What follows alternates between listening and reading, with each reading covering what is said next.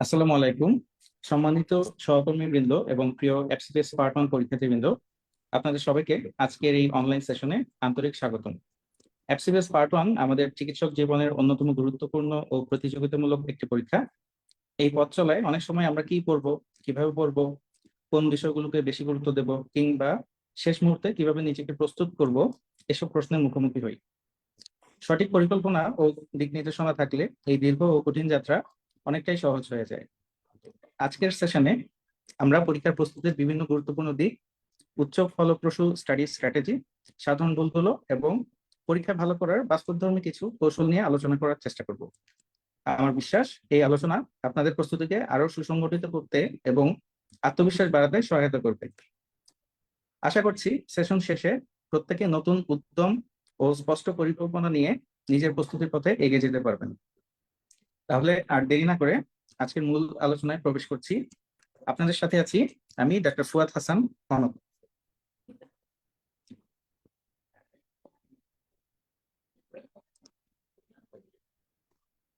প্রথমে আসা যাক, আমরা এফসিপিএস পার্ট 1 পরীক্ষার বিভিন্ন দিক নিয়ে জানবো। কারণ দেখা গেছে অনেক সময় পরীক্ষার্থীরা এমনকি পরীক্ষার আগের দিনও কনফিউজ থাকে যে পরীক্ষার হলে কি করা যাবে বা পরীক্ষার কি করণীয় বা কি কি অ্যালাউড, কি কি অ্যালাউড না, এসব বিষয়ে অনেক কনফিউশন ক্রিয়েট হয়। কিন্তু সব কনফিউশনের উত্তর কিন্তু বিসিবিএস এর ওয়েবসাইট এবং অ্যাডমিট কার্ড এখানে কিন্তু দেয়া থাকে। তো প্রথমেই আসি, আমাদের যে পরীক্ষার যে সার্কুলার দেয় সেটি থেকে আমরা আলোচনা শুরু করি। ধাপে ধাপে পরীক্ষার জন্য এসেনশিয়াল বিভিন্ন দিক আমরা জেনে নেব, যেন পরীক্ষার আগে আমাদের এসব বিষয়ে একদমই কনফিউশন না আসে। তো পরীক্ষার সার্কুলার সাধারণত পরীক্ষা এখন যেহেতু জুন এবং ডিসেম্বর মাসের 1 তারিখ হবে, এটা ঘোষণা দিয়েছে বিসিবিএস। তো সার্কুলার সাধারণত এর 2 মাস আগে দেয়া হয় এবং ফর্ম ফিল আপের জন্য প্রায় 1 মাস এর মতো সময় থাকে। এবং ফর্ম ফিল আপ শেষ হওয়ার 5 থেকে 6 দিন পর্যন্ত অ্যাপ্লিকেশনটা উইথড্র করার একটা ডেডলাইন থাকে। আর বর্তমানে এফসিবিএস এর সকল পেমেন্ট অনলাইন গেটওয়ের মাধ্যমে দিতে হয়। আগে ব্যাংকে গিয়ে দেওয়া লাগতো, কিন্তু এতে যেহেতু অনেক সময় নষ্ট হতো, সে কারণে বিসিবিএস এখন ডিজিটাল পেমেন্টের মাধ্যমে সব সব ধরনের পরীক্ষার ফি জমা নিয়ে থাকে। আর এফসিবিএস ফর্ম ফিল আপের জন্য একজন স্টুডেন্টকে অনলাইনে যা যা আপলোড করতে হবে সেটাও আমাদের স্ক্রিনের নিচের দিকে আছে। যে একটি 1 copy of recent passport size photograph এবং signature, BMDC scan copy, MBBS সার্টিফিকেটের স্ক্যান কপি, এবং অন্য যদি কেউ যদি চাকরিরত থাকে সরকারি বা বেসরকারি, সেক্ষেত্রে রিকোয়ার্ড কিছু ডকুমেন্ট সেগুলো লাগে। এক্ষেত্রে লক্ষণীয় যে আমাদের ছবি এবং যে সিগনেচার এগুলো আপলোড করার ক্ষেত্রে একটা নির্দিষ্ট নীতিমালা মেনে আপনাদের আপলোড করতে হবে। সেটা হচ্ছে ছবির সাইজ হবে 300 বাই 300 পিক্সেল পাসপোর্ট সাইজ ছবির ক্ষেত্রে, এবং লেস দেন 300 কিলোবাইটস। আর সিগনেচারের ক্ষেত্রে 300 × 80 পিক্সেল হচ্ছে ইমেজের সাইজ, এবং এটাও হচ্ছে 300 কিলোবাইটের নিচে হতে হবে। এটা একটা অ্যাডমিট কার্ডের এক টুকরো অংশ। তো আমরা দেখতে পাচ্ছি অ্যাডমিট কার্ডের রোল নম্বর এবং স্পেশালিটির পাশাপাশি আরো কিছু ইনফরমেশন আছে। তো বিসিপিএস এর পরীক্ষা পদ্ধতি বা বিভিন্ন জিনিস এতটাই স্ট্রাকচার যে অ্যাডমিট কার্ডে কিন্তু আপনার এক্স্যাক্টলি কোন জায়গাতে সিটটা পড়েছে সেটা কিন্তু অ্যাডমিট কার্ডে মেনশন করা থাকে। আপনার পরীক্ষার হলে গিয়ে আপনার ডানে বা বামে কোন রোলের পিছনে পড়েছে এগুলো নিয়ে আপনার মাথা ঘামানো লাগবে না। ওখানে ওয়ালের মধ্যে মার্কিং করা থাকে রো এবং কলাম আকারে। আপনি রো এবং কলাম আকারে নির্দিষ্ট জায়গায় গিয়ে আপনার কাঙ্ক্ষিত সিটটি কিন্তু পেয়ে যাবেন। আপনাকে এদিক ওদিক খুঁজতে হবে না। আর পাশাপাশি বিসিবিএস বর্তমানে 2টি ব্লক আছে, বি এবং সি। এ ব্লকটি বর্তমানে নির্মাণাধীন। তো ব্লক বি যেটা আমরা মেইন গেট সাধারণত দেখে থাকি, বিসিবিএস এর যে আইকনিক গেট, সেটা দিয়ে ঢুকে যে বিল্ডিংটা প্রশাসনিক যে কার্যক্রম চলে সেটা ব্লক বি। আর ব্লক সি যেটা নিপসমের সাইডে যেটা। তো এখন যেহেতু কনস্ট্রাকশন চলছে, পরীক্ষার্থীদের প্রবেশের সুবিধার্থে যে কোনো এক পাশ দিয়ে প্রবেশ করতে পারবেন। তো এই জিনিসটা আপনারা কিন্তু অ্যাডমিট কার্ড দেখে আগেই ডিসাইড করতে পারবেন যে আপনি কোন সাইডে নামবেন। কারণ সকালবেলা এই কোন দিকে নামবেন এটা নিয়ে অনেকে কনফিউশনে পড়ে যায় যে কোন দিক দিয়ে আমি ঢুকবো। আর অ্যাডমিট কার্ড ডাউনলোডের ক্ষেত্রে একটা বিসিবিএস এর সীমারেখা থাকে। সাধারণত পরীক্ষার যে মাস, জুন মাসে হলে মে মাসের 20 তারিখ থেকে পরীক্ষা যে সব ফ্যাকাল্টির পরীক্ষা যেদিন শেষ হবে সেদিন পর্যন্ত অ্যাডমিট কার্ড ডাউনলোডের একটা সময় নির্ধারিত থাকে। এই অংশটুকু হচ্ছে অ্যাডমিট কার্ডে উল্লেখ করা থাকে যে যে কোনো ধরনের মোবাইল বা ডিজিটাল ডিভাইস, ঘড়ি বা হচ্ছে ব্যাগ, বই, হ্যাঁ, এই জাতীয় যে কোনো কিছু হচ্ছে নিয়ে যাওয়াটা হচ্ছে বিসিবিএস এ নিষেধ। আর পাশাপাশি আরো কিছু ইনস্ট্রাকশন আছে, যেমন হচ্ছে অ্যাডমিট কার্ডটা হচ্ছে কালার প্রিন্টেড হতে হবে। তারপর আহ,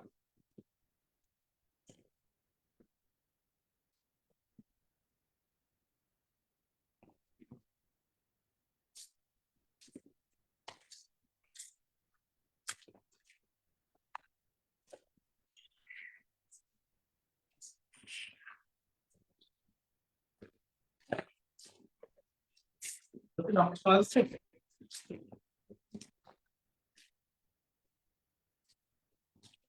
ডক্টর বিপুল, আমাকে কি শোনা যাচ্ছে?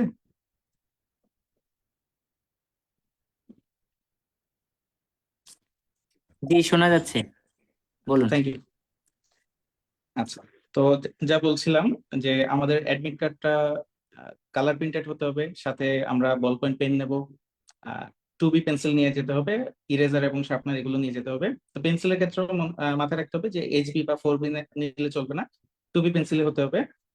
আর পরীক্ষার গেট সাধারণত 40 মিনিট, পরীক্ষা শুরু হওয়ার 40 মিনিট আগে খুলে দেওয়া হয়, এবং পরীক্ষা শুরু হওয়ার 30 মিনিট পর্যন্ত হচ্ছে আপনাকে পরীক্ষার হলে এন্টার করতে অ্যালাউ করবে। এবং পরীক্ষা শুরু হওয়ার 1 ঘন্টার ভিতরে আপনি পরীক্ষার সেন্টার থেকে সেন্টার ত্যাগ করতে পারবেন না। এগুলো বিসিবিএস এর নিয়ম কানুন। আহ, তো এগুলো একটু মাথায় রেখে পরীক্ষা দিতে যেতে হবে।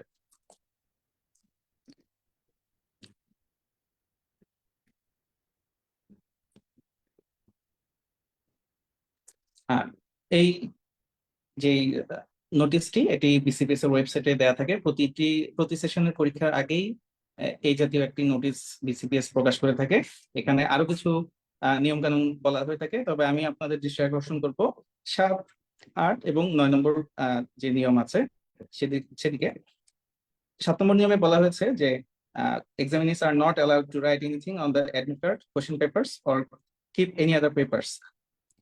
This may lead to cancellation of the answer sheet. তো এটা কিন্তু খুবই বাস্তব একটি কথা। এই সেশনে কিন্তু প্রায় 3 থেকে 4 জনের কিন্তু এক্সাম ক্যান্সেল হয়েছে, এবং একজনকে কিন্তু এই উনি অ্যাডমিট কার্ডের পিছনে বোধহয় কিছু লিখেছিলেন, কোশ্চেন গুলো হয়তো লিখেছিলেন। তো এই কারণে কিন্তু ওনাকে পরবর্তী 3 সেশন পরীক্ষা দেওয়া থেকে বিরত থাকার জন্য কিন্তু বিসিবিএস শাস্তি দিয়েছে। তো এগুলো একটু মাথায় রাখতে হবে। আপনারা হচ্ছে পরীক্ষার অ্যাডমিট কার্ড বা প্রশ্ন কোনো জায়গায় কিন্তু কিছু লেখা যাবে না। আর 150টা কোশ্চেন, 75টা এসবিএ, 75টা এমসিকিউ, দুটার জন্য সেপারেট অ্যান্সার স্ক্রিপ্ট দেওয়া হবে, এবং অ্যান্সার স্ক্রিপ্ট গুলো কোনোভাবেই হচ্ছে ভাঁজ করা যাবে না। আর আপনারা যখন বৃত্ত ভরাট করবেন তখন একটু খেয়াল রাখতে হবে যেন সেগুলো যথেষ্ট গাঢ় করে দাগানো হয়, কারণ গাঢ় করে না দাগানো হলে সেটা কিন্তু মেশিন রিড করতে পারবে না, এবং রেজাল্টে কিন্তু আহ আপনার যে কাঙ্ক্ষিত যে পরীক্ষা দিয়েছেন রেজাল্টের সাথে কিন্তু মিল নাও পেতে পারেন, যদি আপনি দাগাতে ভুল করেন, যে আপনি হালকা কালারের পেন্সিল নিয়ে গেছেন বা খুব হালকা করে দাগিয়েছেন, তাহলে কিন্তু মেশিন রিড করতে পারবে না।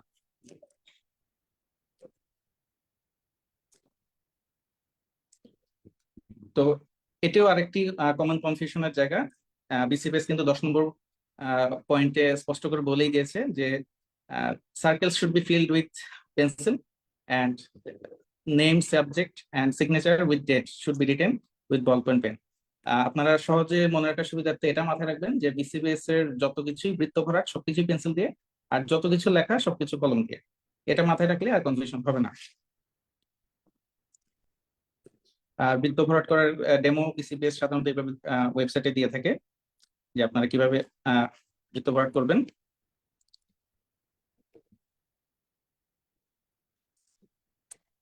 আহ, এবারে আসা যাক যে প্রতিটি এমসিকিউ স্টেম সেগুলো হচ্ছে 0.4 মার্কস করে ক্যারি করে, এবং প্রতিটি এসবি এর জন্য 2 মার্কস, এটা আমরা সকলেই জানি।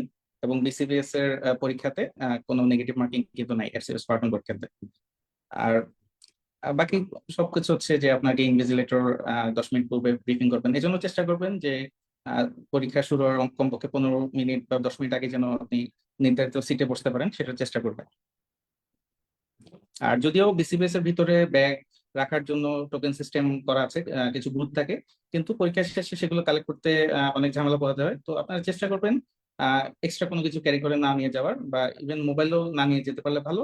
তবে অগত্যা যদি যেতেই হয় বাইরে পরিচিত কাউকে দিয়ে যেতে চেষ্টা করবেন, অথবা একদম না পারলে আহ, হয়তো কিছু ক্ষেত্রে কিছু আহ কক্ষে ইনভিজিলেটর অ্যালাউ করে যে সামনে আপনি মোবাইলটা জমা রাখতে পারবেন। কিন্তু সেটা কিন্তু স্ট্রিক্টলি বিসিএস এর রুল দ্বারা নিষেধ করা আছে যে আপনার কাছে যদি ইভেন বন্ধ করা অবস্থাতেও কোনো মোবাইল পাওয়া যায়, আপনারা কিন্তু পরীক্ষা বাতিল করার এখতিয়ার কিন্তু বিসিএস এর নীতিমালা দ্বারা কিন্তু ওরা সংরক্ষণ করে থাকেন।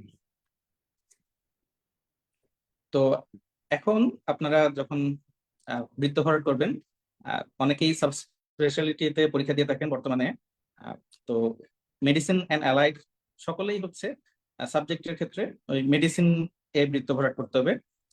এছাড়া সার্জারি, পেডিয়াট্রিক্স এবং গাইনি অ্যান্ড অপস তারাও হচ্ছে যে অনেক সাব স্পেশালিটিতে পরীক্ষা দিয়ে থাকেন, কিন্তু সকল ক্ষেত্রে কমনলি হচ্ছে আপনারা আহ, বৃত্ত ভরাট করবেন কিন্তু সেই ফ্যাকাল্টিটার যে আছে সেটাতে।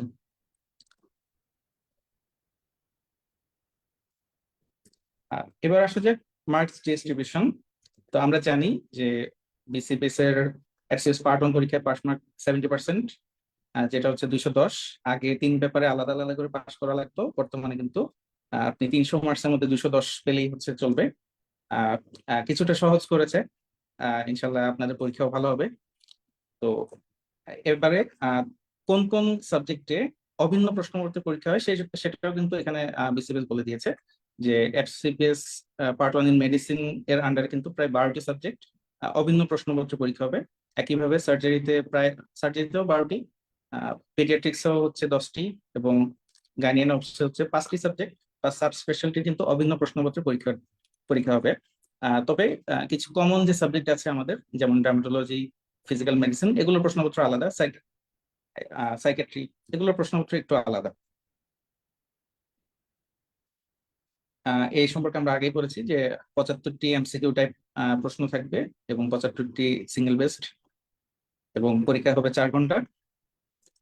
এবং পরীক্ষার্থী যদি 25%-এর কম মার্কস পান, যেমন 75-এর কম যদি কেউ কোনো পরীক্ষার্থী পেয়ে থাকেন, সেক্ষেত্রে তিনি পরবর্তী সেশনে পরীক্ষা দিতে পারবেন না।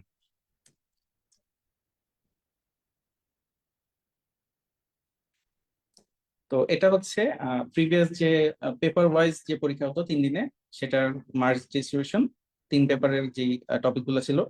তো এখন যদিও পেপার ওয়াইজ ডিস্ট্রিবিউশনটা নাই, তারপরও এভাবে প্রস্তুতি নিলে পড়ালেখাটা একটু সহজ হয়। আপনাদের প্রস্তুতি কোন দিকে গুরুত্ব বেশি দেওয়া লাগবে সে সম্পর্কে একটু ভালো ধারণা পাওয়া যায়, যার কারণে পেপার ওয়াইজ পরীক্ষা সিস্টেম উঠে গেলেও আমাদের কিন্তু মানে এটা গুরুত্ব কিন্তু কমে নেই। তো আগে পেপার ওয়ানে ছিল neurology, gastroenterology, haematology, hepatology. Paper 2-তে কার্ডিও এবং এন্ড্রো, এটা বড় 2টা চ্যাপ্টার, বেশি প্রশ্ন আসতো এখান থেকে। তো এভাবে আমরা প্রস্তুতি নিতাম। তবে এগুলো অ্যানালাইসিস করে আমরা যেটা দেখেছি যে আহ, পরীক্ষার প্রায় 70%-এর বেশি মার্কস কিন্তু 10টা চ্যাপ্টার থেকে আসে। তো সেগুলো কি কি? সেগুলো হচ্ছে যে আমরা এখানে সাজিয়েছি যে গ্রুপ এ, বি এবং সি।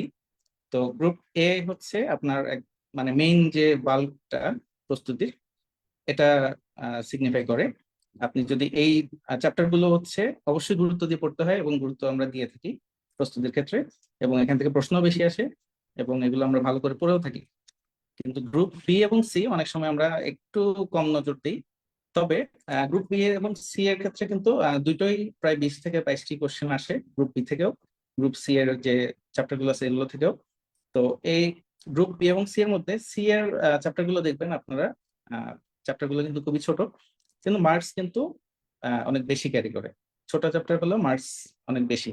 তো আপনারা প্রস্তুতির ক্ষেত্রে গ্রুপ সি তে যদি একটু বেশি একটু ইমফাসিস দেন পরীক্ষার আগে আগে রিভিশনের ক্ষেত্রে, তাহলে কিন্তু আপনি একটু কম পরিশ্রমে কিন্তু একটু বেশি মার্কস এনশিওর করা হচ্ছে আপনার জন্য সহজ হবে। আর এ সংক্রান্ত বিস্তারিত আমাদের পরবর্তী মেন্টর ডক্টর বিপুল সরকার আলোচনা করবেন একটু পরে। আচ্ছা, এবার আপনি তো পার্ট 1 ইনশাল্লাহ পাশ করবেন। পাশ করার পরে ট্রেনিং ইনস্টিটিউট চয়েস নিয়ে একটা কনফিউশন কাজ করছে অনেকের মধ্যে বিসিএস আসসালামু সম্প্রতি আলাইকুম ভাইয়া, আরেকটি। একটা কোশ্চেন ছিল। জি বলেন। জি ভাইয়া, আমি হচ্ছে জানুয়ারিতে এফসিএস পার্ট 1 পাস করেছিলাম অর্থোপেডিক্সে। তো জি। আমি এখন মানে ট্রেনিং জয়েন করতে গিয়ে আমার কি মানে হচ্ছে অ্যালোকেশন অটোমেশন যে সিস্টেমটা তারা চালু করতে যাচ্ছে, আমিও কি এটা আওতায় পড়বো? অ্যান্ড না, মানে আমি বিসিপিএস তো আহ, এটা হচ্ছে 2025-এর নোটিশ। ইভেন রিসেন্ট নোটিশও কিন্তু বিসিপিএস বলে দিয়েছে যে তাদের অটোমেশন সিস্টেম কিন্তু এখনো মানে কার্যকর না। পরীক্ষার্থী প্রশিক্ষণার্থীগণ কিন্তু পূর্বের নিয়মেই, আপনি যেই মেডিকেলের ট্রেনিং করতে চান বা যেই ইনস্টিটিউটে ট্রেনিং করতে চান, সেই ইনস্টিটিউট যদি কোনো ট্রেনিং সার্কুলার দিয়ে থাকে, আপনি সেই অনুযায়ী অ্যাপ্লাই করে কিন্তু জয়েন করতে পারবেন, অটোমেশন লাগবে না, মানে ভাই, সর্বশেষ সিদ্ধান্ত অনুযায়ী। ভাইয়া আমি তো ডিএমসি তে গিয়েছিলাম, তো হ্যাঁ। যাওয়ার পর তারা বলতেছে যে মানে এখন মন্ত্রণালয় থেকে ABC ক্যাটাগরিতে মানে এ আন্ডারে হচ্ছে অটোমেশন প্রসেসের মাধ্যমেই ট্রেনিংটা হবে। সো কন্ট্রোভার্সি লাগতেছে। আবার বিএমএ তে আজকে ভাইভা হলো, যারা হচ্ছে পরীক্ষার আগে হচ্ছে মনে করেন যে এক্সাম দিয়ে মানে এক্সামের আগে তারা ফর্ম ছেড়ে দিয়েছিল, এটা সবাই জানতো না। তো ওখানে আবার আজকে ইন্টারভিউ হয়েছে। তো এক এক জায়গায় এক এক সিস্টেম হচ্ছে, জিনিসটা নিয়ে অ্যাকচুয়ালি যদি বলতেন। আচ্ছা, না, এটা আপনি যেহেতু জানুয়ারি সেশনে পাশ করেছেন নাকি? জি জি জি ভাইয়া। আচ্ছা, জানুয়ারি সেশনে পাশ করার ক্ষেত্রে কিন্তু আপনার ওই যে পূর্বের যে নিয়মটা, আপনি নিজের ইচ্ছা অনুযায়ী কিন্তু ইনস্টিটিউটে জয়েন করতে পারবেন। হ্যাঁ, নতুন যে যারা এই সেশনে পাশ করছে তাদের ক্ষেত্রে বিসিপিএস চেয়েছিল যে অটোমেশন আবার ফিরিয়ে আনতে, কিন্তু আন্দোলনমুখী কিন্তু সেই সিদ্ধান্ত থেকেও তারা আপাতত সরে এসেছে। সেটা কয়েকদিনের ভিতরে আশা করছি দেখা যাবে আর কি। জি ভাইয়া, ধন্যবাদ ধন্যবাদ জি। ভাইয়া। আচ্ছা, আমার স্ক্রিন দেখা যাচ্ছে? ডক্টর বিপুল? জি, দেখা যাচ্ছে। আচ্ছা, থ্যাংক ইউ। আচ্ছা, তো যেটা বলছিলাম, 2025 সালে কিন্তু বিসিবিএস চেয়েছিল যে অটোমেশনের মাধ্যমে প্রশিক্ষণার্থী অ্যালোকেট করে দিতে। পরবর্তীতে সেটাও কিন্তু তখন আহ, আহ, যারা ট্রেনি আছেন তাদের দাবির মুখে কিন্তু বিসিবিএস তাদের সিদ্ধান্ত থেকে সরে এসেছিল এবং অটোমেশন পদ্ধতি কিন্তু বাতিল হয়েছিল। আপনারা পূর্বের মতোই নিজ নিজ পছন্দ অনুসারে বিসিপিএস স্বীকৃত যে প্রতিষ্ঠান আছে সেখানে সার্কুলার যখন দেবে তখন সেই অনুযায়ী অ্যাপ্লাই করে আপনারা ট্রেনিং করতে পারবেন। এবং ট্রেনিং করার ক্ষেত্রে বা এফসিপিএস পরীক্ষা দেওয়ার ক্ষেত্রে অনেকেই হচ্ছে সাবজেক্ট চয়েস করে থাকেন, এমন সাবজেক্ট যেটা তার নিজের শহরে ট্রেনিং এর কোনো সুযোগ নেই। কিন্তু পাশ করার পরে দেখা দেখা মানে পাশ করার পরে তার হচ্ছে খেয়াল হয় যে আচ্ছা, এটা তো আমার শহরে ট্রেনিং অপরচুনিটি নেই। তো এই ব্যাপারগুলো যেন আপনারা আগেই ডিসিশন নিতে পারেন, আর সেই জন্য কিন্তু বিসিপিএস এর ওয়েবসাইটে, যেটা bcps.edu.bd, এখানে কিন্তু একদম ক্লিয়ারলি নোটিশ বোর্ডে কিন্তু দেখেন বাম দিকে update list of medical college, hospital, institute, এখানে কিন্তু দুইটা প্রেজেন্টেশন আকারে তারা দিয়ে দিয়েছে। একটা প্রেজেন্টেশন হচ্ছে কোন কোন মেডিকেলে কোন কোন সাবজেক্টের কত বছরের ট্রেনিং কাউন্ট হবে, আরেকটা হচ্ছে আপনি যে সাবজেক্টে ট্রেনিং করতে চান সেটা কোন কোন মেডিকেলে ট্রেনিং কাউন্ট করা যায় আর কি। তো দুই ধরনের লিস্টে আপনারা বিসিপিএস এর ওয়েবসাইটে পেয়ে যাবেন। ওখানে ক্লিক করলে এরকম একটা লিস্ট আসবে, যে পুরাতন যে 8টা মেডিকেল এবং বাংলাদেশ মেডিকেল ইউনিভার্সিটি, এখানে medicine surgery, gynae obs, paediatrics, ophthalmology, otolaryngology, psychiatry, radiology, radiotherapy, anaesthesiology, এগুলোর ফুল পিরিয়ড ট্রেনিং কাউন্ট হবে। এ নিয়ে কোনো কনফিউশনের সুযোগ নেই। আর বাকি যে সাবজেক্ট গুলো আছে বা সাব স্পেশালিটি আছে, সেগুলোর ক্ষেত্রে আহ, কোন কোন মেডিকেলে কতদিন করতে পারবেন সেটার লিস্ট বিসিপিএস এর ওয়েবসাইটে নোটিশ বোর্ড সেকশনে কিন্তু দেওয়া আছে, আপনারা একটু দেখে নেবেন। দেখে তারপর আপনারা প্যাশনের পাশাপাশি কনভিনিয়েন্সটা দেখে হচ্ছে আপনারা সাবজেক্ট চুজ করবেন। না হলে হচ্ছে পরবর্তীতে ট্রেনিং কন্টিনিউ করতে ঝামেলার সম্মুখীন হতে পারে। যেমন অনেকেই হচ্ছে পালমোলজিতে যেতে চান, কিন্তু সেটা হচ্ছে তার নিজের শহরের মেডিকেল বা নিজের বিভাগের মেডিকেলে না থাকার সম্ভাবনা কিন্তু অনেক বেশি। পালমোলজি কিন্তু সিলেক্টেড কয়েকটা মেডিকেলে কাউন্ট হয়। তো এই ব্যাপারগুলো একটু পরীক্ষার ফর্ম ফিল আপের আগে একটু মাথায় রাখলে আপনাদের জন্য সুবিধা হবে। Thank you. এখন আমাদের পরবর্তী যে পরীক্ষার যে রিয়েল স্ট্র্যাটেজি এবং পরীক্ষার আপনাদের কি অ্যাপ্রোচ এগুলে আপনারা সামনের পরীক্ষাটি খুব সহজেই ক্র্যাক করতে পারবেন সে সম্পর্কে আপনাদের ব্রিফ করবেন আমাদের মেন্টর ডক্টর বিপুল সরকার।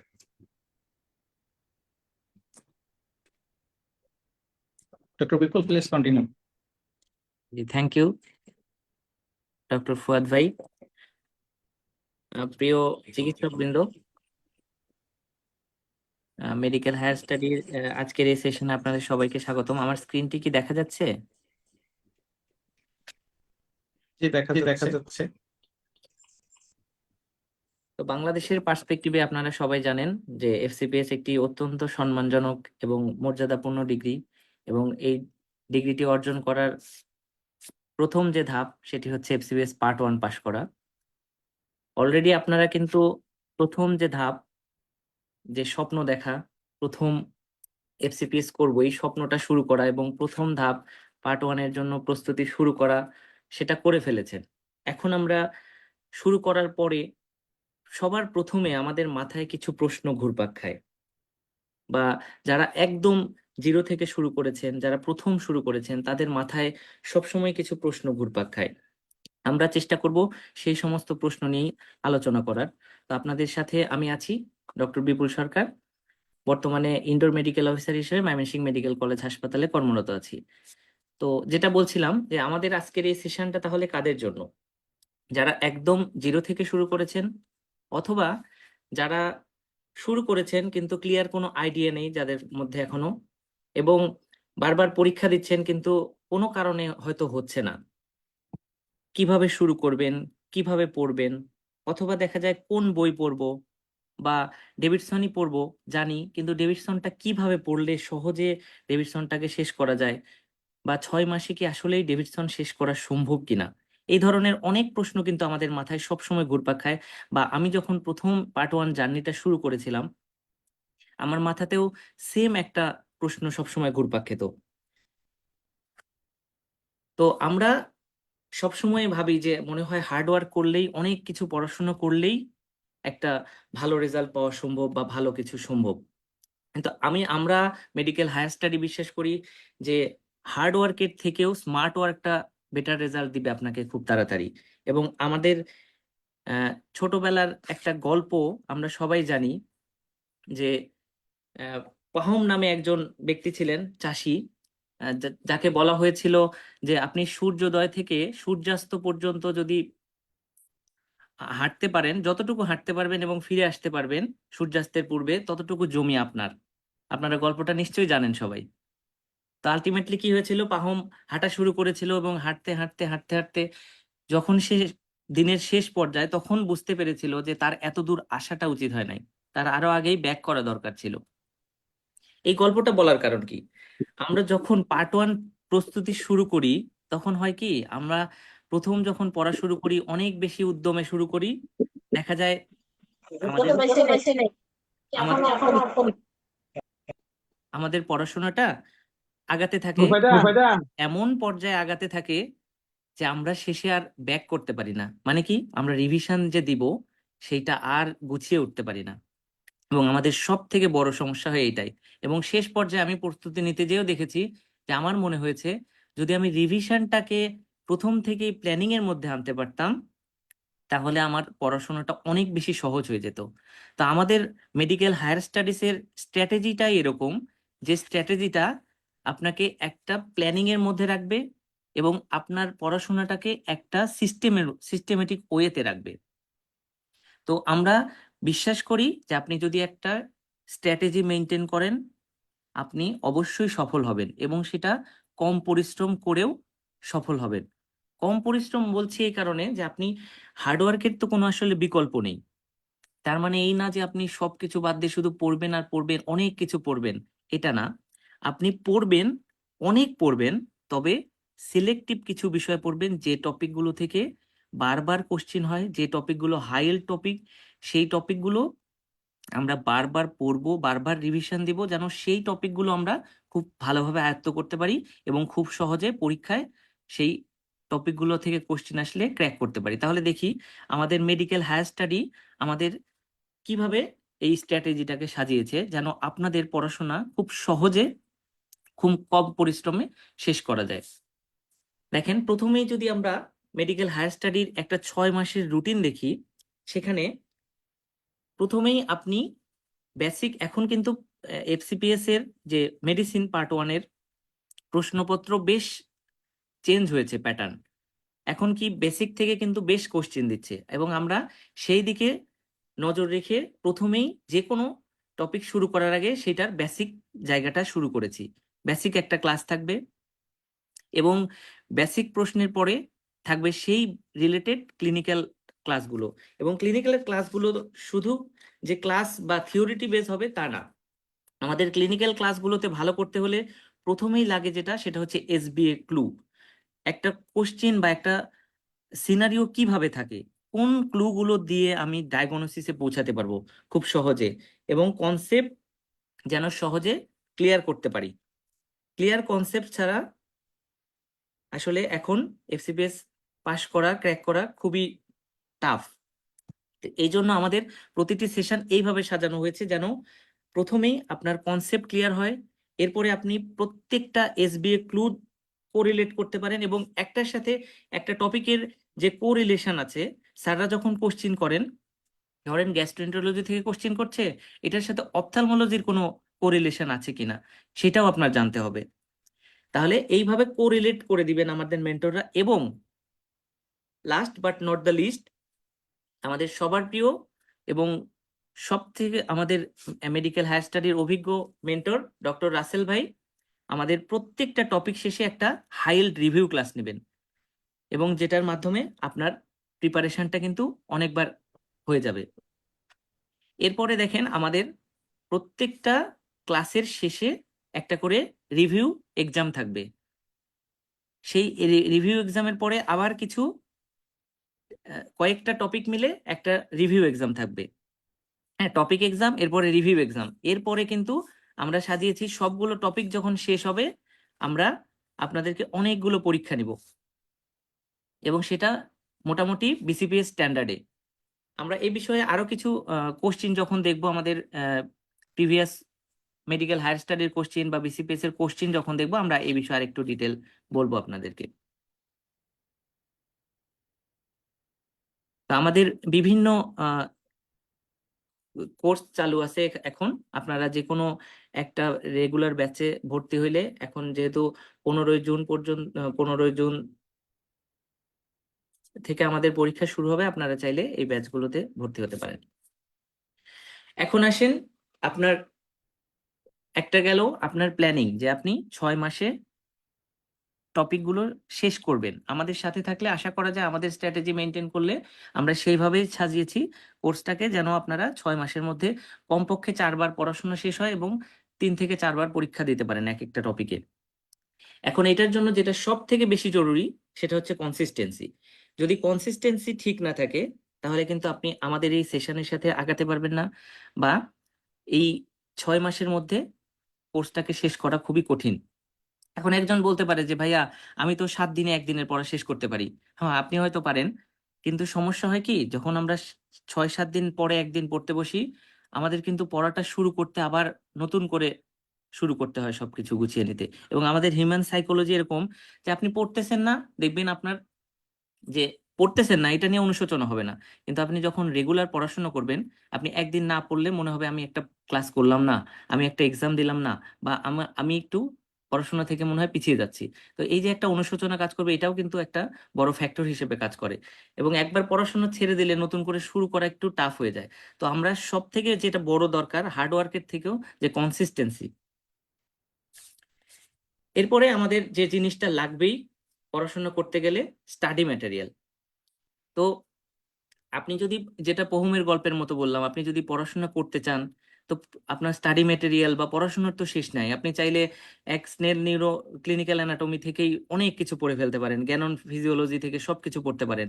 কিন্তু এইভাবে পড়তে গেলে আপনার পড়া হবে অনেক, কিন্তু এক্সাম ওরিয়েন্টেড পড়াটা হবে না। তা এই জন্যই আপনার প্ল্যানিং এর এইটাও একটা অংশ, যে আপনি কতটুকু পড়বেন, কতটুকু বাদ দিবেন। বাদ দেওয়াটা খুবই জরুরি এফসিপিএস পার্ট 1 এর জন্য, যে না, সবকিছু পড়া যাবে না। আপনি ততটুকু পড়বেন যতটুকু আপনি রিভিশন দিয়ে শেষ করতে পারবেন পরবর্তীতে। তাহলে দেখেন, আমাদের স্টাডি ম্যাটেরিয়ালস এখানে আমি কিন্তু যেগুলো আমাদের বেসিক বই বা ক্লিনিক্যাল বই, প্র্যাকটিসের জন্য অনেক কিছু নিয়ে এসেছি। আপনি চাইলে এগুলো সব পড়তে পারেন, কিন্তু আলটিমেটলি এগুলো সব পড়লে আসলে পার্ট 1 ক্র্যাক করা সম্ভব না। তাহলে কিভাবে পড়বেন? ডেভিডসন প্রিন্সিপাল তো আমাদের কোর টেক্সট বুক, হ্যারিসন, এটা অনেক বড়, এটা আসলে পড়া অসম্ভব। তাহলে যে ক্লিনিক্যাল কোশ্চেন গুলো আসে কিভাবে পড়বেন। আমাদের fortified Davidson by medical higher study একটা আছে। এই বিষয়টা সম্পর্কে আমি আরেকটু ডিটেল পরে বলবো, কারণ এই বিষয়টা আপনাদের অনেক হেল্পফুল একটা জিনিস হবে। এবং বেসিকের জন্য কি পড়বেন, এটা অনেকেরই প্রশ্ন, ভাইয়া বেসিক কতটুকু পড়বো। আমার মনে হয় বেসিক ডেভিডসনে যতটুকু ফিজিওলজি এবং অ্যানাটমি আছে ততটুকু হচ্ছে আপনার জন্য মাস্ট। এখন এই মাস্ট অংশটুকুকে বুঝে মনে রাখার জন্য যতটুকু বেসিক অন্যান্য বই থেকে হেল্প নেওয়া দরকার, সেই হেল্পটুকুর জন্য আপনি অন্যান্য বেসিক বই পড়তে পারেন। তবে যদি আমাদের ক্লাস করেন, আমাদের ম্যাক্সিমাম মেন্টরই বিভিন্ন বেসিক বই থেকে কতটুকু লাগবে সেটা আপনাকে ক্লাসে বলে দিবে, এবং আমরা ক্লাস শেষে একটা পিডিএফ হিসেবে বেসিকের যে যতটুকু জিস্ট অংশ না পড়লেই নয় ততটুকু আমরা দিব, যেন আপনার মধ্যে এক্সট্রা ইনফরমেশন বার্ডেন না হয়। এখন যেটা সব থেকে গুরুত্বপূর্ণ বিষয় আসে যে প্র্যাকটিস, এটা নিয়েও আমি একটু পরে ডিটেল আলোচনা করব। তাহলে দেখেন, আমাদের কোর ক্লিনিক্যাল টেক্সট বুক হচ্ছে ডেভিডসন, ডেভিডসন এবং ডেভিডসন, এর কোনো বিকল্প নাই। এবং যদি কোনো একটা বিষয় গুরুত্বপূর্ণ যে এখানে অনেক বই আছে, বা অনেকেই ধরেন যে পাস্ট টেস্ট পাস্ট মেডিসিনের অনেক কোশ্চেন সলভ করবেন, বা নোটস অ্যান্ড নোটস পড়েন এমআরসিপির জন্য, তো এগুলো পড়ার ক্ষেত্রে যদি কোনো কন্ট্রোভার্সি তৈরি হয়, যে কোনো একটা কোশ্চিন কনফ্লিক্ট করতেছে, যে ডেভিডসনে একরকম ইনফরমেশন আছে, সেটা নোটস অ্যান্ড নোটসে অন্যরকম ইনফরমেশন আছে, আমরা অবশ্যই সেটা ডেভিডসনকে নিব।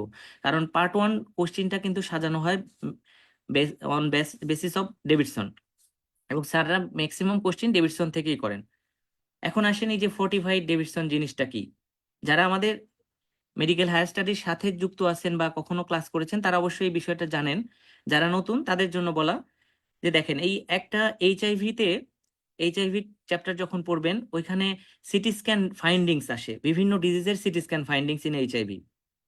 এখান থেকে ইনভ্যারিয়েবলি কোশ্চিন হয়, ফ্রিকুয়েন্টলি কোশ্চিন হয়। তাহলে এই পুরা জিনিসটা আছে 4-5টা পেজে, কিন্তু আমরা মেডিকেল হায়ার স্টাডির ফর্টিফাইড ডেভিডসনে এই পুরো বিষয়টাকে কিন্তু একটা টেবিলের মধ্যে এনেছি। তাহলে যখন আপনি এইভাবে পড়বেন, আপনার পড়াটা কিন্তু অনেক পড়া, আপনি কিন্তু অনেক পড়লেন, কিন্তু সেটা স্মার্ট ওয়েতে খুব ইজিলি এবং খুব কনসাইসলি পড়লেন। এই জিনিসটা দেখবেন মনেও থাকবে। আপনি রিভিশন দেওয়ার সময় জাস্ট এই একটা বক্স দেখতে সর্বোচ্চ 1 মিনিট সময় লাগবে, কিন্তু আপনি যখন ডেভিডসন পুরাটা আবার এই পুরা জিনিসটা পড়তে যাবেন রিভিশনের সময়ও, তখন কিন্তু আপনার সময় লাগবে। তো এইভাবেই দেখেন মেডিকেল হায়ার স্টাডির যে ফর্টিফাইড ডেভিডসন আমরা এইভাবেই বিভিন্ন বক্স বা বিভিন্ন এক্সট্রা ইনফরমেশন দিয়ে সাজিয়েছি, যেন আপনার পড়াশোনাটা বোরিং না হয়, পড়াশোনাটা কষ্টদায়ক না হয়। এখন আসেন, আমরা তো ডেভিডসন পড়বো বুঝতে পারলাম, কিন্তু এই যে একটা বড় ডেভিডসন, এটাকে আমরা এই 6 মাসের মধ্যে কিভাবে পড়বো, কতটুকু পড়বো। এখন হচ্ছে এইটাই হচ্ছে আমার এক্সাম স্ট্র্যাটেজি বা পড়াশোনার সিলেবাস, যে আমি সিলেবাসটাকে কতটুকু কমিয়ে আনবো। আপনি পড়াশোনার শুরুতেই যে কাজটা করবেন, যে টপিকই পড়েন না কেন, সেই টপিক থেকে কোন কোশ্চেনগুলো থেকে কিভাবে সিনারিও আসে, এই জিনিসটা আগে ডিকোড করতে হবে, যে এই কোশ্চেনটা এইভাবে সিনারিও হিসেবে এসবিএ কোশ্চেনে আসে। যদি আপনি সিনারিও জানেন, ম্যাক্সিমাম পড়া কিন্তু আপনার ওই টপিকের হয়ে যায়। মানে বিসিবিএস থেকে এখনো প্রায় 40% এসবিএ কোশ্চেন আসে ডায়াগনোসিস হিসেবে, একদম ডিরেক্ট ডায়াগনোসিস হিসেবে চাওয়া হয়। আর কিছু কোশ্চিন আসবে যে ওই চ্যাপ্টারের কিছু ডিরেক্ট বক্স, ডিরেক্ট ফিগার বা ডিরেক্ট ফ্লো চার্ট, এগুলো থেকে আসে। তবে রিসেন্ট কিছু সময় দেখা যাচ্ছে ডেভিডসন শুধু এই ডেভিডসনের ডিরেক্ট ডায়াগনোসিস বা ডিরেক্ট বক্স ফিগার থেকে না দিয়ে স্যাররা কিছু অ্যাডভান্স সিনারিও দিচ্ছে। এখন অ্যাডভান্স সিনারিও বলতে কি বোঝায়, আপনার ক্লিনিক্যাল ক্লু দিবে, সিনারিও দিবে একটা, কিন্তু ডিরেক্ট ডায়াগনোসিস চাইবে না। সিনারিওর পরে স্যাররা চাইবে যে এটার মোস্ট কমন ফিচারটা কি, বা এই ডিজিজটার মোস্ট কমন কমপ্লিকেশন কি, বা মোস্ট কমন কজটা কি, বা ইনভেস্টিগেশন জিজ্ঞেস করবে। আর ইনভেস্টিগেশন জিজ্ঞেস করলে সাধারণত জিজ্ঞেস করে মোস্ট ইম্পর্টেন্ট ইনিশিয়াল ইনভেস্টিগেশন, অথবা investigation of choice, gold standard investigation. আপনি যেখানেই ডেভিডসনের এই কিওয়ার্ডগুলো দেখবেন, আপনি বুঝবেন ডেভিডসনের এই লাইনটা আপনার জন্য সব থেকে বেশি ইম্পর্টেন্ট এসবি এর জন্য। এরপরে আসে ট্রিটমেন্ট অফ চয়েস, অথবা আরেকটা জিনিস এখন আসে, সেটা হচ্ছে আপনার ক্লিনিক্যাল রিজনিং। জিনিসটা কি, আপনাকে একটা ক্লিনিক্যাল কনফ্লিক্টের মধ্যে ফেলবে, বা আপনাকে একটা ক্লিনিক্যাল সিনারিও দিয়ে বলবে হোয়াট টু ডু নেক্সট। ধরেন আপনাকে একটা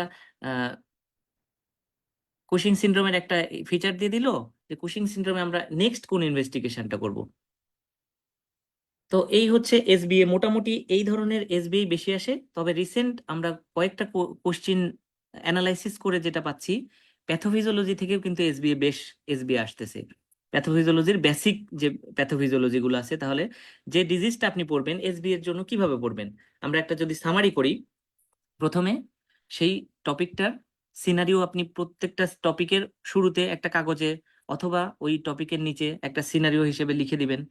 এরপরে কোন বক্সগুলো থেকে ডিরেক্ট বা কোন ফিগারগুলো থেকে ডিরেক্ট কোশ্চেন আসে সেই বক্সগুলো পড়ে ফেলবেন। এরপরে ওই টপিকের মোস্ট কমন জিনিসগুলো কি আছে, ইনভেস্টিগেশনের মধ্যে ইনিশিয়াল ইনভেস্টিগেশন বা ডেফিনিটিভ ইনভেস্টিগেশন বা গোল্ড স্ট্যান্ডার্ড ইনভেস্টিগেশন কি আছে, এবং ট্রিটমেন্টের ক্ষেত্রে ট্রিটমেন্ট অফ চয়েস। এইভাবে আমরা এসবিএ গুলো পড়লে আমাদের কিন্তু ডেভিডসন পড়া কঠিন হবে না। ডেভিডসন আমার সবটুকু জিনিস কাভার করা হবে এবং ডেভিডসন খুব সহজে সংক্ষিপ্ত আকারে পড়া হয়ে যাবে। এখন এমসিকিউ কিভাবে পড়বো? এমসিকিউ পড়তে হলে এমসিকিউ ডিরেক্ট বক্স থেকে কোশ্চেন আসে, ডিরেক্ট ফিগার বা risk factor, prognostic factor, clinical feature, treatment option কি কি আছে বা কমপ্লিকেশন কি হয়।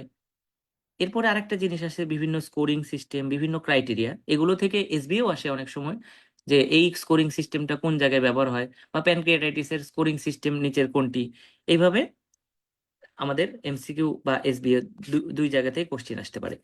এখন আমরা অনেক পড়াশোনা করলাম ধরেন, কিন্তু পড়াশোনা করে রিভিশন দিতে পারবো কিনা।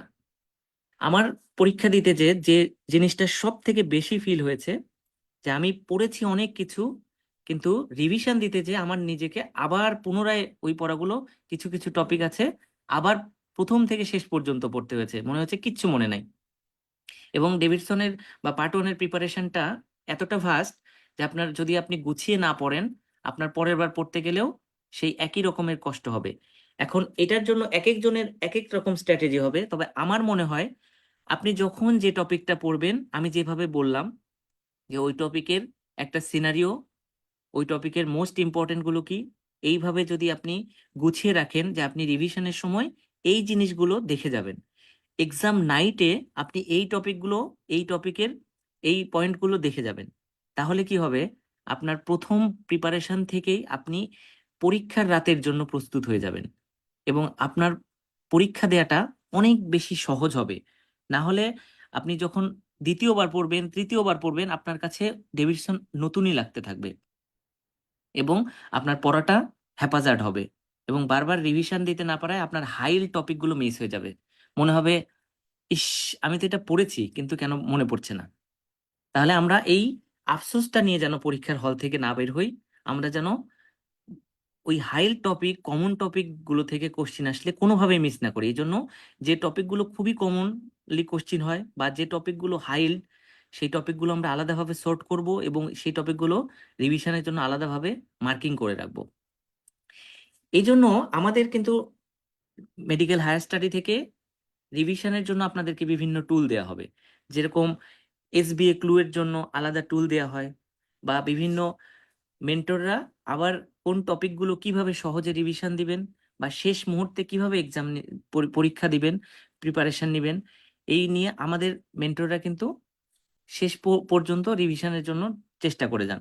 কিন্তু আমার মনে হয় সবগুলোর থেকে আপনার জন্য ইম্পর্টেন্ট আপনি যে জিনিসগুলো যেভাবে পড়েছেন ওইখানে মার্কিং করে রাখা বা ওই জিনিসগুলো দাগিয়ে রাখা। তাহলে কি হবে, একটা ভিজুয়াল মেমোরি তৈরি হবে। আপনি একই জিনিস বারবার দেখলে আপনার জিনিসটা মনে পড়বে বেশি। এক একবার এক এক জায়গা থেকে রিভিশন দিতে গেলে আমার মনে হয় একটু কষ্ট বেশি হয়ে যায়, মনে থাকতে চায় না। এখন যে বিষয়টা আরেকটা আসে, যে আপনি যখন পড়া শেষ করলেন, রিভিশন শেষ করলেন, আপনি কিন্তু প্র্যাকটিস করতে চাইবেন, যে আমি ডায়াবেটিসটা পড়েছি আজকে, আমি ডায়াবেটিসে কি কি কোশ্চেন আসে একটু দেখতে চাই। তাহলে আমাদের সেন্ট্রাল আর্কাইভ প্রায় 40,000 প্রশ্ন সংবলিত একটা সেন্ট্রাল আর্কাইভ, যেখানে আপনি প্রিভিয়াস এফসিপিএস এর কোশ্চিন বা বিভিন্ন অভিজ্ঞ মেন্টরদের করা বিসিপিএস স্ট্যান্ডার্ডের অনেক কোশ্চিন, আপনি যে ব্যাচে ভর্তিও হন নাই সেই ব্যাচের কোশ্চিনেও কিন্তু আপনি পরীক্ষা দেওয়ার সুযোগ পাচ্ছেন। এবং যে টপিকটা আপনি পড়েছেন সেই টপিকটা লিখে যদি আপনি সার্চ দেন, দেখেন সেই টপিক রিলেটেড কত কোশ্চিন সেট আছে আপনি সব সেট পেয়ে যাবেন, এবং চাইলে সেই কোশ্চিনগুলো থেকে সহজে পরীক্ষা দিয়ে আপনার পড়াশোনার যে স্ট্যান্ডার্ড হয়েছে সেটা যাচাই করতে পারবেন, এবং বুঝতে পারবেন যে এই টপিকের আমি কি পড়েছি এবং এই টপিকের কোন জায়গাগুলো থেকে কোশ্চিন বেশি হয়। তাহলে এখন আপনি এখানে ফিল্টার করতে পারবেন যে আপনি কোন কোশ্চিনগুলো ভুল দিয়েছিলেন বা কোন কোশ্চিনগুলো রং দিয়েছিলেন, সেটাও আপনি দেখতে পারেন। এবং প্র্যাকটিসের জন্য দেখেন আমাদের কোশ্চিনগুলো একদম বিসিপিএস স্ট্যান্ডার্ডে করা হয়, এবং এখানে আপনি এক্সপ্লেনেশন গুলো পাবেন। এই যে যদি দেখতে চান এক্সপ্লেনেশন বা কোনটা অ্যান্সার, আপনি এখানে প্রশ্ন দেখবেন। একবার পরীক্ষা দেওয়ার পরেও সেন্ট্রাল আর্কাইভে আপনি সেন্ট্রাল ফেভারিট হিসেবে রেখে দিতে পারেন, যে সেন্ট্রাল ফেভারিট গুলো পরবর্তীতে আপনি যে মনে হয়েছে এই কোশ্চিনটা আপনি হয়তো পারেন না বা পরীক্ষার আগে যে দেখে যাওয়া দরকার, সেটা সেন্ট্রাল আর্কাইভ হিসেবে রেখে দিবেন। পরবর্তীতে প্র্যাকটিস করতে পারবেন, অ্যান্সারে চাপ দিলে অ্যান্সার দেখাবে। এবং এই যে ডেভিডসন থেকে আমরা যেহেতু বেশি রেফারেন্স ইউজ করি, তো আপনার আবার যে ভিজুয়াল মেমোরি, আপনি বারবার যখন ডেভিডসন দেখতে থাকবেন আপনার ভিজুয়াল মেমোরিটা স্ট্রং হবে এবং আপনার সহজে মনে পড়বে, এবং আপনি চাইলে এইভাবে প্র্যাকটিস করতে পারেন। এখন আসেন অ্যাসেসমেন্ট। আপনার অ্যাসেসমেন্টের জন্য আমরা যে পরীক্ষাগুলো নিই সেগুলো দেখেন একইভাবে সেন্ট্রাল আর্কাইভের মতোই, যে এক্সপ্লেনেশন গুলো ডেভিডসন থেকে নেয়া, এবং খুব সহজে আপনি বুঝতে পারবেন আপনার কোন জায়গায় ভুল হলো বা কেন ভুল হলো, ডেভিডসনে কি আছে, সহজেই আপনার সেলফ অ্যাসেসমেন্ট হয়ে যাবে। এখন আসেন যে কোনো একটা প্রশ্ন নিয়ে আমরা কিভাবে প্রশ্ন হয়, আপনি কিভাবে পড়লেন আর প্রশ্নটা কিভাবে সেট হয়। ধরেন একটা প্যারানিওপ্লাস্টিক সিনড্রোম আমরা সেই থার্ড ইয়ার থেকে পড়ে আসতেছি, তো থার্ড ইয়ারের সেই প্যারানিওপ্লাস্টিক সিনড্রোম ধরেন এই বক্সটা আপনি পড়েছেন, কিন্তু প্রশ্ন আসলো এইভাবে। তাহলে একটা women progressive proximal muscle weakness এবং ভায়োলেশিয়াস র্যাশ নিয়ে আপনার কাছে এসেছে, সাথে কোথায়, আইলিডে এবং নাকেলে। এখন আপনাকে কোশ্চেন করেছে which malignancy is most commonly associated with this condition. তাহলে আপনার কিন্তু এই বক্সটা পড়া হয়েছে, কিন্তু এই কোশ্চেনটা পারতে কিন্তু আপনার বেগ পেতে হচ্ছে। কারণ কি? কারণ এই কোশ্চেনটা ডিরেক্ট এই বক্স থেকে আসলেও, ওই যে বলেছিলাম কোরিলেশন, এই কোশ্চেনটা হয়েছে, তার মানে এই ফিচারটা আপনাকে দিয়েছে ডার্মাটোমায়োসাইটিসের। তাহলে আপনার এখন দেখেন ডার্মাটোমায়োসাইটিস কার সাথে রিলেটেড, গ্যাস্ট্রিক কার্সিনোমা বা লাং কার্সিনোমা। তাহলে যখন কোশ্চিন হবে তাহলে অ্যান্সারটা হবে গ্যাস্ট্রিক কার্সিনোমা। তাহলে এইভাবে আমাদের পড়তে হবে, যে শুধু বক্স পড়ে গেলাম তাহলেই হবে না, এই বক্সকে কোরিলেট করতে পারতে হবে, না হলে আমার পড়াটা ইনকমপ্লিট থেকে যাবে। এখন যদি আমি সরাসরি জুন 2026-এর একটা এসবিএ কোশ্চিন রিকল করি, আমাদের খুব কমন একটা টপিক ম্যালেরিয়া, এখান থেকে ফ্রিকুয়েন্টলি কোশ্চিন হয়। যদি এখানে প্রশ্নটা দেখি, a boy from Rangamati develops recurrent attacks of malaria despite adequate antimalarial treatment. Which plasmodium species is the most likely cause? তাহলে দেখেন ডেভিডসনে কিন্তু এই টপিকটা ডিরেক্ট এইভাবে নাই, কারণ ডেভিডসন তো আর বাংলাদেশি কোনো বই না, ইন্টারন্যাশনাল বই। কিন্তু স্যাররা কোশ্চিন করার সময় কিন্তু আমাদের দেশের কিছু পার্সপেক্টিভ কোশ্চিনে তুলে আনার চেষ্টা করেন। আমাদের দেশে কখন কোনটা এন্ডেমিক চলতেছে বা রিসেন্ট কোন ভ্যাকসিনটা আমাদের দেশে ইমপ্লিমেন্ট হচ্ছে, তাহলে এই বেসিক বা রিসেন্ট নলেজ গুলো কিন্তু আমাদের নিয়ে পরীক্ষার হলে যেতে হবে। এই কোশ্চিনটা রিকল করার মেইন কারণ হচ্ছে আপনাদেরকে এই ইনফরমেশনটা ক্যারি করা, যে শুধু ডেভিডসন পড়লেই সবটুকু অ্যান্সার হবে না, বা কোন কোশ্চিন গুলো পড়বো, কোন টপিক গুলো বেশি এমফাসিস দেবো, এটাও কিন্তু একটা ফ্যাক্টর।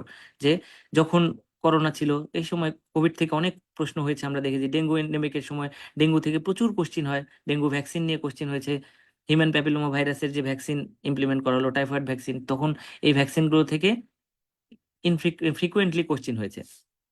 তো আমার সব ইনফরমেশনের একটাই সারমর্ম, যে আমরা যদি মেডিকেল হায়ার স্টাডিজ এর সাথে থাকি, আমরা যদি এই প্রপার গাইডেন্সটা ফলো করি, আমার মনে হয় খুব শর্ট টাইমে আমাদের এই লংগেস্ট জার্নিটা শেষ করতে পারবো।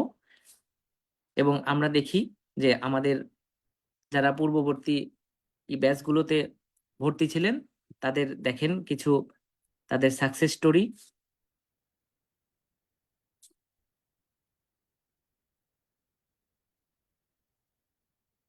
তো আমরা চাই পরবর্তী সেশনে আপনাদের এরকম সাকসেস স্টোরি শেয়ার হোক।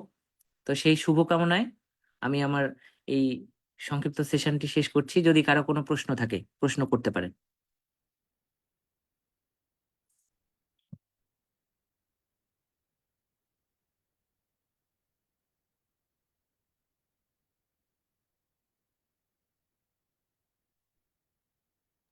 ফুয়াদ ভাই, হ্যাঁ হ্যাঁ, ধন্যবাদ ধন্যবাদ ডক্টর ডক্টর বিপুল সরকার আপনার আপনার এই সুন্দর সুন্দর সেশনটির জন্য। সেশনটির জন্য। কারো যদি কোনো প্রশ্ন থাকে আপনারা আনমিউট করে প্রশ্ন করতে পারেন।